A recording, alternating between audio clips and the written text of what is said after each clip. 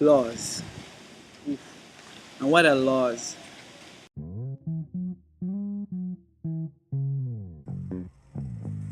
Um, Before we spoke about information, we spoke about thought manifestation, meditation, and how uh, beliefs, or rather, paying attention to a certain thought, right, and in the way that you interpret certain thoughts would determine the sort of experiences that you would have, or determine the way in which you experience said happenings and things like that.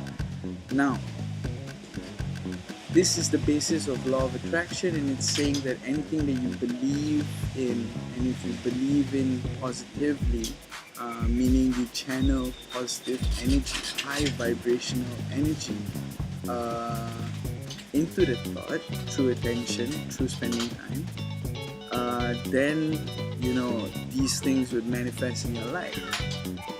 And it's a half truth. It's not completely wrong, but it's not completely true in a sense that it's not the full story. There's always two sides to a story, can. So going on from there, right? There are certain things that do not work according to these principles, this law of attraction. They call it a law, like gila. And so the thing is, these principles work in an individual conscious reality. And we are familiar with such realities, and we experience these realities every night, right? Some more so than others, and we call this reality dreams. And so in a dream, you are literally the only person, the only conscious reality, the only conscious individual in that reality, right? And if you manage to lucid dream, like gila, and you really, whatever you think about, however you want the dream to be, boom, that's what you get, right? Because you're the only user logged into that server, so to speak. You're the only individual that's creating that experience in that reality, in that space. That's why it's called your dreams.